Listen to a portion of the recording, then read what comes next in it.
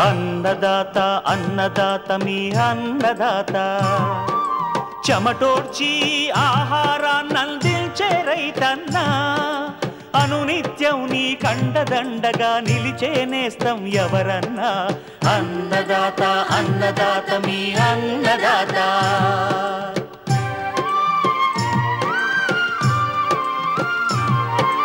నూతన రీతుల సాగుబడికి నూరింతలు పెరిగే దిగుబడికి సూచనలిచ్చే సస్య రక్షణకు పశు పోషణకి శాస్త్ర విజ్ఞానం అందించి ముందుకు నడిపే తెలుగు రైతు భారతదేశానికి మకుటం అయ్యేలా తీర్చిదిద్దే ఆశయంతో మిమ్ము మేలు కొలిపేది అన్నదాత అన్నదాత అన్నదాత మీ అన్నదాత అన్నదాత అన్నదాత మీ అన్నదాత. అన్నదాత ప్రేక్షకులకు నమస్కారం. ఈనాటి ముఖ్యాంశాలు: చెరుకు పక్వత నిర్ధారణ, నరకడంలో జాగ్రత్తలు, నిమ్మ బత్తాయి తోటల్లో వేరుకుళ్ళు తెగులు నివారణ, పూరాణి గులాబీ సాగులో మెళకువలు,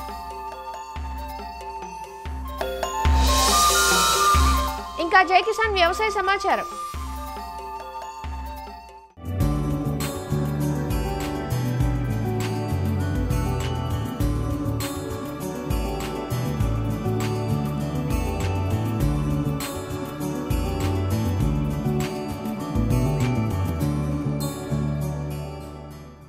పూలలో రారాణి గులాబీ. ఆంధ్రప్రదేశ్లో దాదాపు 50,000 హెక్టార్లకు పైగా సాగులో ఉంది ఈ పంట. పుష్పాలంకరణలో గులాబీ స్థానం ప్రత్యేకం. గులాబీలో ఎన్నో రకాలు అందుబాటులో ఉన్నాయి. విడిపూల కోసం గులాబీలను బయలు ప్రదేశాల్లో సాగు చేస్తుండగా వాణిజ్యపరంగా కట్ ఫ్లవర్స్ కోసం పాలీహౌజ్లలో పూయిస్తున్నారు. నగరాలు, పట్టణ పరిసర ప్రాంతాలు పూల సాగుకు అనువుగా ఉంటాయి. గులాబీ సాగులో నాణ్యమైన పూల దిగుబడి కోసం పాటించాల్సిన యాజమాన్యపు మెళకువలను తెలియజేస్తున్నారు పార్వతీపురం మన్యం జిల్లా రస్తాకుంటబాయి కృషి విజ్ఞాన కేంద్రం ఉద్యాన శాస్త్రవేత్త డాక్టర్ ఎస్ శ్రీనివాసరాజు. ఈ గులాబీల్లో క్లాసిఫికేషన్ చూసుకున్నట్లయితే హైబ్రిటీస్ అని, ఫ్లోరిబండా అని, గ్రాండీ ఫ్లోర్ అని, పాలియాంథస్ అని, క్లైంబర్స్ అని ఉన్నప్పటికీ మనకు ముఖ్యంగా ఈ కాకినాడ గులాబీ రకము, అదేవిధంగా వివిధ వర్ణాలతో కూడిన ఎల్లో, పింక్, ఆరెంజ్, వైట్ ఉన్న రకాలు మనకి విడిపూల మార్కెట్కి అత్యంత అనుకూలమైనవి. గులాబీలు ముఖ్యంగా ఓపెన్ ప్లేసెస్లో అయితే విడిపూలుగాను, అదే పాలీహౌస్లో అయితే కట్లోగాను సాగు చేయబడుతున్న పూల పంట. అయితే ఈ విడిపూల మార్కెట్కి మనం వాతావరణం చూసుకున్నట్లయితే ఓపెన్ ప్రదేశాల్లో ఉష్ణోగ్రత బాగా సూర్యరశ్మి తగిలి సేంద్రీయ కార్బనం బాగా ఎక్కువగా ఉండి 25 నుంచి 35 డిగ్రీ సెల్సియస్ ఉష్ణోగ్రత ఉండి పగటి ఉష్ణోగ్రత 15 డిగ్రీ సెల్సియస్ కన్నా తక్కువ ఉండకుండా ఉండే అన్ని వాతావరణాలు అత్యంత అనుకూలమైనది. అదే నేలలు చూసినట్టయితే ఈ గులాబీ యొక్క వేరు వ్యవస్థ చాలా లోతుగా వెళ్తుంది కాబట్టి సేంద్రీయ కార్బన్ ఎక్కువగా ఉండి గుల్లబారిన నేలలు అత్యంత అనుకూలమైనది. ఈ గులాబీ తోటలకి మనం ముఖ్యంగా టీ బడ్డింగ్ ద్వారా ప్రవర్తన చేసే రకాలు మనకి చాలా అనుకూలమైనది. దీంట్లో అర్కా సవి అనే ఐఐహెచ్ఆర్ రకము ఓపెన్ మార్కెట్లో లూజ్ ఫ్లవర్ పర్పస్ వాడుకోవడానికి అత్యంత అనుకూలమైన గులాబీ రకము. ఈ నాటుకునే చూసుకున్నట్టయితే మనం సుమారుగా ఒక ఎకరానికి 6,000 నుంచి 7,000 టీ బడ్డింగ్ చేసిన ఈ రకము మన గులాబీ కావాలి ఒక ఎకరా వేసుకోవాలంటే. నాటుకునే సమయం చూసుకున్నట్టయితే జూన్ నుంచి జనవరి వరకు వేసుకోవచ్చు. కానీ సెప్టెంబర్, అక్టోబర్ మాసం అనేది అత్యంత అనుకూలమైనది ఈ గులాబీ తోటలు వేసుకోవడానికి. ఈ వేసుకోవడం ఏంటంటే మన 75 సెంటీమీటర్ల నుంచి 100 సెంటీమీటర్ల దూరంలో సుమారు 45 సెంటీమీటర్ల లోతు, 40 సెంటీమీటర్ల పొడవు, 40 సెంటీమీటర్ల వెడల్పులో గుమ్ములు తవ్వుకొని ప్రతి గుమ్ములోనూ కూడా ఆ పై పంటకి 500 గ్రాముల వేపపిండి, దాంతోపాటు 2 గంపల చివికిన పశువుల ఎరువు, 300 గ్రాములు సింగిల్ సూపర్ ఫాస్ఫేటు, దాంతోపాటు పరాతిన ఒక 100 గ్రాములు కలిపి ఈ గులాబీ అంటుమాగము పైభాగంలో ఉండేటట్టు వేసుకొని మనం దాంట్లో వేసుకోవాలి. వెంటనే చిన్న తడులు ఇచ్చుకొని తరువాత మనకి ఒక 7 నుంచి 8 రోజుల వ్యవధిలో తడులు బాగా ఇచ్చుకున్నట్లయితే టీ భాగము బాగా అభివృద్ధి చెంది మనకు వస్తుంది. కొమ్మ కత్తిరింపు చూసుకున్నట్లయితే ఈ టీ భాగం నుంచి మనకి ఆ సయాన్ నుంచి సుమారు 3 నుంచి 4 మంచి కొమ్మలను ఉంచుకొని మిగతావన్నీ తొలగించుకొని దానికి తొలగించిన భాగంలో కాపర్ ఆక్సైడ్ కూడా 3 గ్రాములు లీటర్ నీటికి లేదా కార్బనిజం 1 గ్రాము 1 లీటర్ నీటికి కలిపి పిచికారి చేసుకోవడము, లేదంటే దాన్ని పూత పోయడము, లేదంటే మొదల్లో మనం ఒక 100 ml ఒక ప్రతి చెట్టుకు వచ్చేటట్టు మనం వేసుకున్నట్లయితే ఈ ఎండుకులను మనం సమర్థవంతంగా ఎదుర్కోవచ్చు. మనకి గులాబీలు అనేవి కొత్తగా వచ్చే కొమ్మల మీద మనకి ఏర్పడతాయి కాబట్టి ఎంత కొమ్మ కత్తిరింపులు సక్రమంగా చేసుకున్నట్లయితే మనకి దిగుబడి అంత ఎక్కువగా వస్తుంది. ఈ కొమ్మ కత్తిరింపులు ఏంటంటే బాగా ఎండిపోయిన కొమ్మలు, అంధత్వం గల కాండములు, అదేవిధంగా అందవికారంగా ఉన్నవి, జిగ్జాగ్గా పెరిగినవి, ఎండిపోయిన కొమ్మలు చేసుకోవాలి. దీంట్లో ఈ కొమ్మ కత్తిరింపులు మనం జనరల్గా ఏం చేస్తామంటే జూన్ మాసంలో ఒకసారి చేస్తాము. జూన్ మాసంలో కొమ్మ కత్తిరింపులు చేయడం వల్ల మనకి సుమారు జనవరి వరకు దాని పూలు మనకి రావడం జరుగుతుంది. దాంట్లో మళ్ళీ ఫిబ్రవరిలో ఒకసారి కటింగ్ చేసుకున్నట్లయితే కొమ్మ కత్తిరింపులు మనకి ఆ 3 మాసాలు కూడా మనకి వేసవిలో పూలు రావడం జరుగుతుంది. అంతేకాకుండా మనకి ఎప్పుడైనా ఒక అకేషన్ ఉంది, లేకపోతే మార్కెట్ డిమాండ్ ఉంది, లేకపోతే ఒక ఏమైనా కావాల్సి అనుకుంటే దానికి 45 నుంచి 50 రోజులు ముందుగానే మనం కొమ్మ కత్తిరింపులు చేసుకున్నట్లయితే మనం దాన్ని మార్కెట్ని మనం ట్యాప్ చేసుకొని మంచి దిగుబడులు రావడానికి ఆస్కారం ఎక్కువగా ఉంటుంది. ప్రతి కొమ్మ కత్తిరింపు చేసిన తర్వాత మన ఎరువుల యాజమాన్యం అనేది అతి ముఖ్యమైనది. నత్రజని, సూపరు, పొటాష్ని 1:8:3 రూపంలో 100 గ్రాముల చొప్పున ఇవి వేసుకోవాలి. కానీ ఆ ముందు మనం ఏం చేయాలంటే చివికిన పశువుల ఎరువుల్లో ట్రైకోడర్మా వీడియో కలిపి మొదలు వేసుకోవాలి. దాంతోపాటు మనకి ఒక ప్రతి చెట్టుకు కూడా ఆ టైంలో వేపపిండిని కానీ లేదా ఈ వేరుశనగ చెక్కను కానీ వేసుకున్నట్లయితే సేంద్రీయ కార్బన్ బాగా అభివృద్ధి చెంది మనకు మంచి పూల దిగుబడి రావడానికి ఎక్కువ ఆస్కారం ఉంటుంది. సేంద్రీయ ఎరువులు వేసిన ఓ 15-20 రోజుల తర్వాత 3 దఫలుగా 100 గ్రాముల చొప్పున మనం 1:8:3 రూపంలో వేసుకున్నట్లయితే మనకి మంచి పూలు అనేవి మంచి నాణ్యతతో కలిగిన పూలు మనకు రావడం జరుగుతుంది. సూక్ష్మ పోషకాలు అనేవి మనకు ఈ గులాబీలో ఎక్కువగా అవసరమవుతాయి. దానికి మెయిన్గా ఏంటంటే magnesium sulphate, manganese sulphate, chelated iron, అదేవిధంగా బోరాన్ ఇవన్నీ కలిగిన ఫార్ములా 4 అనే మందును మనం 2 గ్రాములు లీటర్ నీటికి కలిపి రెగ్యులర్గా పిచికారీ చేసినట్టయితే మన గులాబీ తోటలో మంచి నాణ్యతతో కూడిన రంగుతో కూడిన మంచి పువ్వులు అనేవి రావడానికి మనకు ఆస్కారం ఎక్కువ ఉంటుంది. దిగుబడి చూసుకున్నట్టయితే ఒక చెట్టు వేసుకున్న తర్వాత 8 సంవత్సరాల వరకు ఈ గులాబీ చెట్లు మనకి అందుబాటులో ఉంటాయి. నాటిన 6 నెలల నుంచి మనకి కొత్త కొమ్మల మీద మనకి ఈ పువ్వులు రావడం జరుగుతుంది. అయితే 3వ సంవత్సరం నుంచి వచ్చినది నుంచి మనకు ఒక చెట్టుకి సుమారు 300 పువ్వులు రావడం వల్ల అధిక దిగుబడి రావడానికి ఆస్కారం ఉంటుంది. అయితే దీంట్లో లోపాలు చూసుకున్నట్లయితే మనకి అంధత్వం గల కాడలు, ఈ అంధత్వం గల కాడలు అనేవి గులాబీలు చాలా సహజంగా ఉంటాయి. దీనికి ముఖ్య కారణం ఏంటంటే శీతల వాతావరణం ఒకటి, సూర్యరశ్మి సరిగ్గా లేకపోవడం ఒకటి, చీడపీడలు అనేవి ఎక్కువగా ఉండడం వల్ల అంధత్వం గల కాడలు అనేవి ఏర్పడతాయి. గులాబీలు ఎప్పుడు కూడా సూర్యరశ్మితో ఉన్న వాతావరణంలో వేసుకుంటే ఈ అంధత్వం కారణం తగ్గు ఉంటుంది. అదేవిధంగా శిలీంధ్రాలను నాశించి కూడా మనం వాడినట్లయితే కూడా ఈ అంధత్వం గల కారణాలను మనం నివారించవచ్చు. ఈ రసం పీల్చే పురుగుల్లో మనకి ఎక్కువ ఆశించేది ఏంటంటే తామర పురుగులు, ఎర్రనల్లి, పెనుబంక ఎక్కువగా ఉంటుంది. దీనికి ఏమైనా స్పైనోసైడ్ 0.3 ml లీటర్ నీటికి కలిపి పిచికారీ చేసుకోవాలి. అదే మనకి ఈ చెదలు కూడా ఎక్కువగా పడడం జరుగుతుంది. ఈ చెదలు నివారించడానికి ఏంటంటే క్లోరిపైరిఫాస్ అనే మందును 2 ml లీటర్ నీటికి కలిపి పిచికారీ చేసుకుంటే మనకి ఆశాజనకంగా దాని రిజల్ట్స్ ఉంటుంది. అంతేకాకుండా మనకి ఈ తెగులు విషయానికి వస్తే ఎండు తెగులు అనేది మన గులాబీలు ఎక్కువగా ఉంటుంది. ఎందుకంటే మనం కొమ్మ కత్తిరింపులు ఎక్కువ చేయడం వల్ల ఆ కొమ్మ ఎక్కడైతే కట్ చేస్తామో ఆ పార్ట్ నుంచి మనకి నల్లగా మారిపోవడం జరుగుతుంది. దాంతోపాటు కాండము అదేవిధంగా వేళ్ళు కూడా గోధుమ రంగుకు మారిపోయి చాలా చెట్టు అనేది చెడిపోయి వాడిపోయినట్టు కనిపిస్తుంది. దీనికోసం ఏం చేస్తామంటే మనకి చివికిన పశువుల ఎరువులో ట్రైకోడర్మా విరిడి అనే మందును కలిపి మొదల చుట్టూ వేసుకోవాలి. దాంతోపాటు కార్బనిజం అనే మందు 1 గ్రాము 1 లీటర్ నీటికి కలిపి, లేదంటే కాపర్ ఆక్సిక్లోరైడ్ అనే మందును 3 గ్రాములు 1 లీటర్ నీటికి కలిపి 100 ml ఒక మొక్కకు పడినట్టు మనం తడుపుకున్నట్లయితే ఈ ఎండుకులను మనం సమర్థవంతంగా నివారించవచ్చు. బూడిద తెగులు అనేది కూడా మనకి ఎక్కువగా వస్తుంది. దీంట్లో మనకు బూడిదంటే బూజు ఏర్పడి మనకి రసం పీల్చి మనకి ఇవన్నీ సక్రమంగా మన పువ్వులు అనేవి రాకపోవడం జరుగుతుంది. దేవుని నివారణకి ఏం చేస్తామంటే నీటిలో కరిగే గంధము 3 గ్రాములు 1 లీటర్ నీటికి కలిపి పిచికారీ చేసుకోవాలి. ట్రైడిమాఫ్ అనే మందును కూడా 1 ml 1 లీటర్ నీటికి కలిపి పిచికారీ చేసుకోవాలి. లేదా ఎక్సాకోజల్ మందును 2 ml 1 లీటర్ నీటికి కలిపి పిచికారీ చేసుకున్నట్టయితే మనకి బూడిద తెగులను సమర్థవంతంగా నివారించవచ్చు. ఈ విధంగా చేసినట్టయితే గులాబీ అత్యంత మంచిగా ఉంటుంది.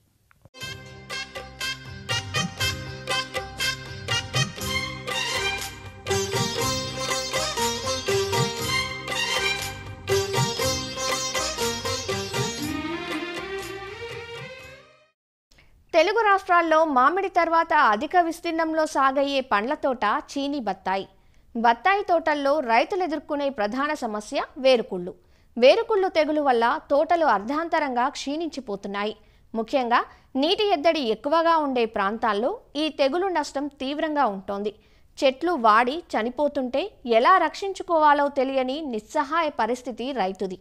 అసలు వేరుకుళ్ళు తెగులు ఎలాంటి పరిస్థితుల్లో వ్యాపిస్తుంది? తెగులును అదుపు చేయాలంటే రైతులు తోటల్లో ఎలాంటి చర్యలు చేపట్టాలి? వేరుకుళ్ళు నివారణకు రైతులకు సూచనలు ఇస్తున్నారు హైదరాబాద్లోని శ్రీ కొండా లక్ష్మణ్ తెలంగాణ రాష్ట్ర ఉద్యాన విశ్వవిద్యాలయం ఉద్యాన పరిశోధనా స్థానం ప్రధాన శాస్త్రవేత్త మరియు అధిపతి డాక్టర్ టి సురేష్ కుమార్. ముఖ్యంగా మనకు మామిడి తర్వాత అతిపెద్ద విస్తీర్ణంలో ఉన్న పంటగా బత్తాయి నిమ్మని చెప్పుకోవచ్చు. బత్తాయి నిమ్మలో ముఖ్యంగా మనకు మేజర్ సమస్యగా చెప్పుకునే తెగులు అనుకుంటే మనకు వేరుకుళ్ళు తెగులండి. ఈ వేరుకుళ్ళు తెగులు వల్ల దాదాపు మనకు నల్గొండ, మహబూబ్నగర్ జిల్లాలో వందలాది ఎకరాల్లో చెట్లు చనిపోవటం అనేది ప్రతి సంవత్సరం మనం చూస్తూ ఉంటాం. వేరుకుళ్ళకు ప్రధానమైన కారణం ఏమిటంటే ఇది ఫ్యుజేరియం అనే శిలీంధ్రం వల్ల మనకు వ్యాప్తి చెందుతూ ఉంటుంది.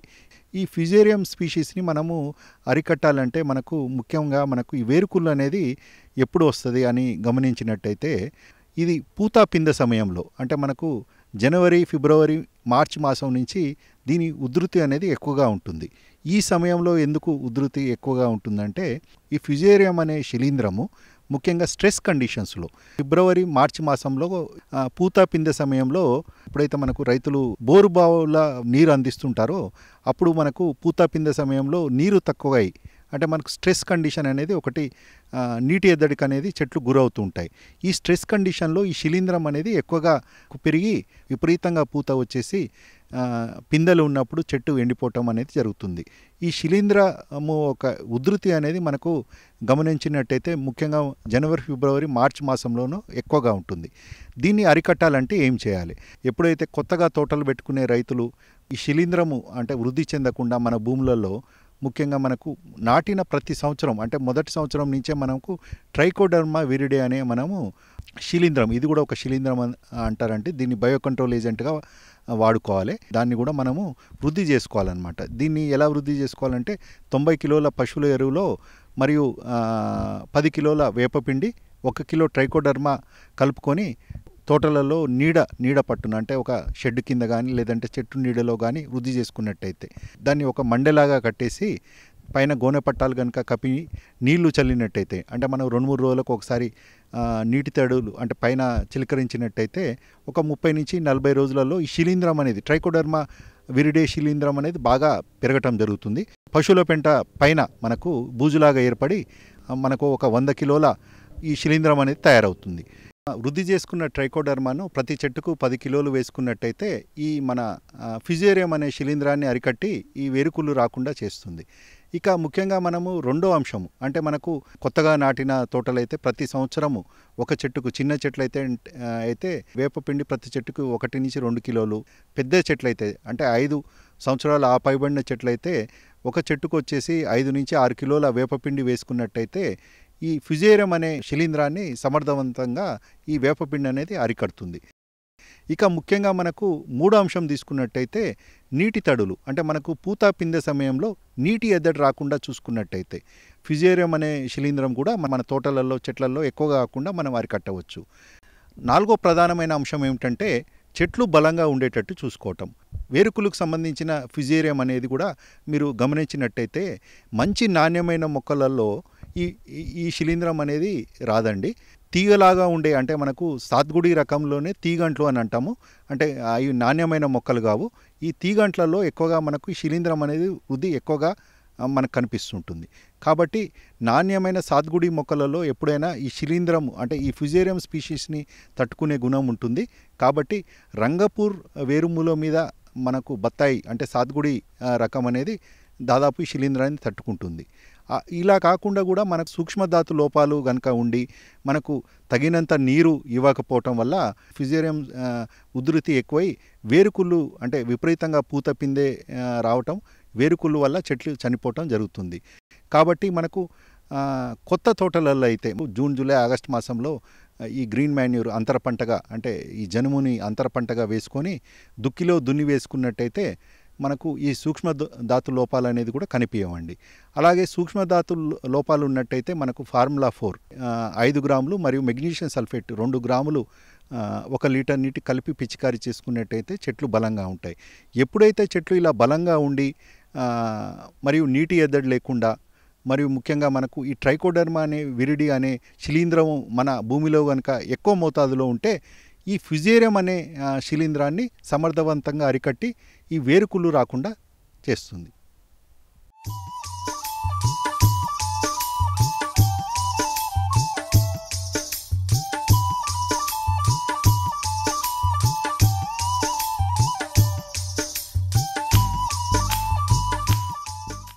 వాణిజ్య పంటగా దీర్ఘకాలం పాటు భూమిలో ఉండి సాగు చేయబడే పంట చెరకు. బాగా పక్వానికి వచ్చిన చెరకును నరికి గానుగా ఆడినప్పుడే అధిక పంచదార బెల్లం దిగుబడిని పొందగలం. పక్వానికి రాని తోటలు నరికితే రసనాణ్యత తక్కువగా ఉండి దిగుబడులకు నష్టం వాటిల్లుతుంది. అయితే చెరుకులో స్వల్ప, మధ్య, దీర్ఘకాలిక రకాలు సాగులో ఉన్నాయి. రైతులు సాగు చేసుకున్న రకాలను బట్టి చెరుకును నరుకుదల చేయాల్సి ఉంటుంది. నరుకుదల సమయంలో కొన్ని అజాగ్రత్తల వల్ల రైతులు రికవరీ శాతంలో నష్టపోతున్నారు. చెరుకును పైపైన నరకడం, నరికిన తర్వాత ఫ్యాక్టరీకి చేర్చేలోపు ఆలస్యం అవ్వడం వంటి కొన్ని పొరపాట్ల వల్ల 2 నుంచి 5% దిగుబడులు తగ్గుతున్నాయని అంచనా. మరి చెరుకు పక్వత నిర్ధారణ, నరకడంలో తీసుకోవాల్సిన జాగ్రత్తల గురించి ప్రొఫెసర్ జయశంకర్ తెలంగాణ రాష్ట్ర వ్యవసాయ విశ్వవిద్యాలయం మెదక్ జిల్లా బసంతపూర్ వ్యవసాయ పరిశోధనా స్థానం ప్రధాన శాస్త్రవేత్త డాక్టర్ విజయ్ కుమార్ నుంచి తెలుసుకుందాం. చెరుకు పంట అనేది ముఖ్యమైన వాణిజ్య పంట. ముఖ్యంగా ఇక్కడ ఏంటంటే కొన్ని రకాలు చెరుకు రకాలు వివిధ కాలమాన పరిధి లోపల సాగు చేస్తూ ఉంటారు రైతులు. అయితే స్వల్పకాలిక రకాలన్నీ కూడా 8 నెలల నుంచి 10 నెలల్లో పక్వానికి వస్తూ ఉంటాయి. మధ్యకాలిక రకాలన్నీ కూడా 10 నెలల నుంచి 12 నెలల వరకు పక్వానికి వస్తుంటాయి. దీర్ఘకాలిక రకాలు 14 నెలల పైబడి పక్వానికి వస్తూ ఉంటాయి. 4 ముఖ్యమైన అంశాలు మనము చెరుకు పక్వతకు వచ్చిందని బాహ్యంగా మనం నిర్ధారణ చేసుకోవచ్చు.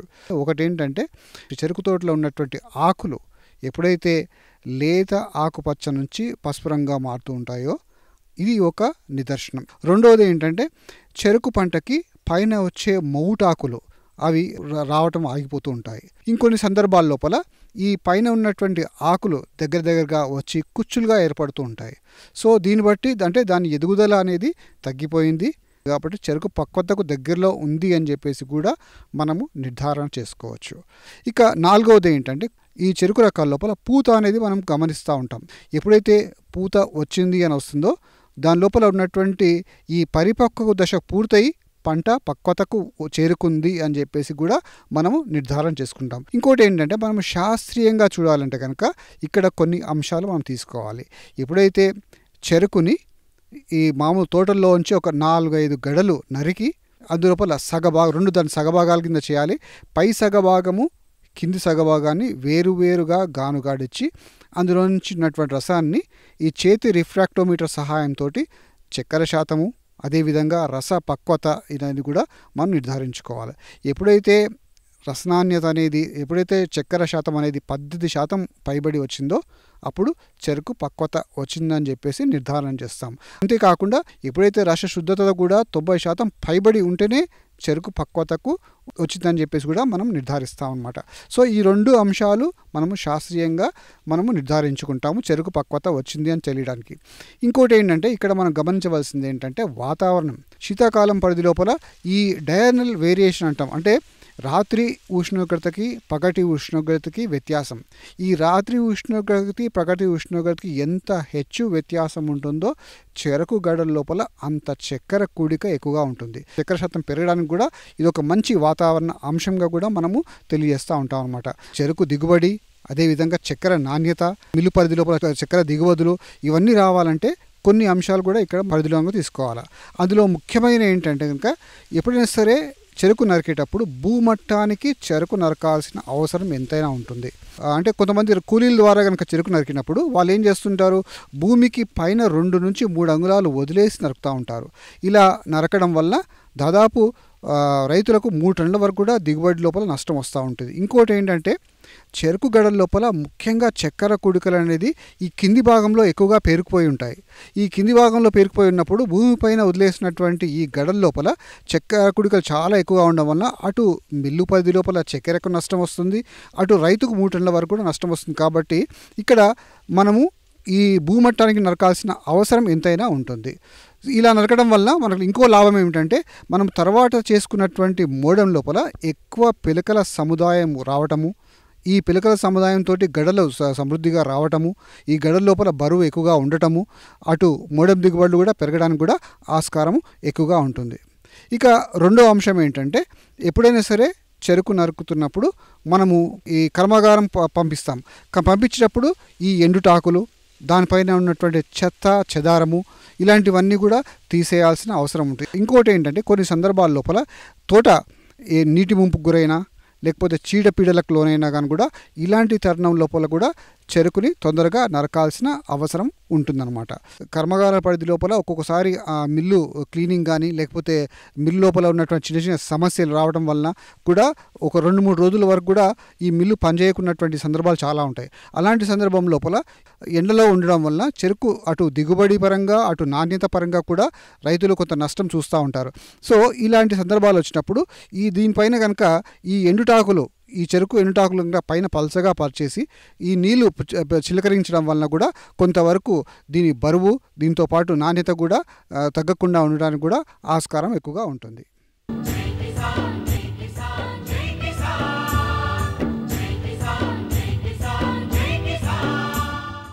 వ్యవసాయ సమాచారం ఇప్పుడు జై కిసాన్లో చూద్దాం. కొనబోతే కొరువి అమ్మబోతే అడవి అన్న చందంగా మారింది ఎర్ర బంగారం పండించే రైతన్నల దుస్థితి. అంతు చిక్కని తెగుళ్లు చుట్టుముట్టడంతో అప్పుల ఊబిలో కూరుకుపోయామని ఆవేదన చెందుతున్నారు. వరంగల్ జిల్లా నర్సంపేట మండలంలో రైతులు దాదాపు 5,000 ఎకరాలకు పైగా లావు రకమైన చపాటా మిర్చిని సాగు చేస్తున్నారు. భౌగోళిక గుర్తింపు పొందిన చపాటా మిర్చికి మార్కెట్లో మంచి గిరాకీ ఉంది. నర్సంపేట మండలంలోని చంద్రయ్యపల్లి, దాసరిపల్లి, బాంజీపేట, కమ్మపల్లి గ్రామాల్లో రైతులంతా పూర్వీకుల నాటి నుంచి పూర్తిగా మిర్చి సాగుపైనే ఆధారపడ్డారు. నర్సంపేటే కాక నల్లబెల్లి, దుగ్గొండి, ఖానాపురం మండలాల్లోనూ మిర్చి సాగవుతోంది. అయితే మిర్చి పంటకు కుచ్చురోగం, తామర, నల్లి, పేను, కొత్త రకం వైరస్ తెగులు రావడంతో పూర్తిగా దెబ్బతింటోందని, వారానికి 3 తడవలు మందులు పిచికారీ చేస్తున్నా అదుపు కావట్లేదని రైతులు వాపోతున్నారు. గత 5 సంవత్సరాల కాంచి ఈ వైరస్ బారిన పడతాను, ఇటు నల్లితోటి ఇబ్బంది పడతాను.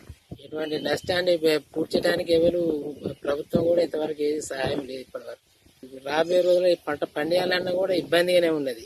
ఇక పండియలేక కూడా పోతాను. ఎందుకంటే రోజు పెట్టుబడులు పెరుగుతాయి, దిగుబడి తగ్గుతుంది. మొత్తం దీన్ని చేయాలన్నా ఊకోవాలన్నా అంటే ఇప్పుడు ప్రత్యామ్నాయం ఏం లేదు. మళ్ళా ఆగస్టులో వేసిన ఉన్నాడు.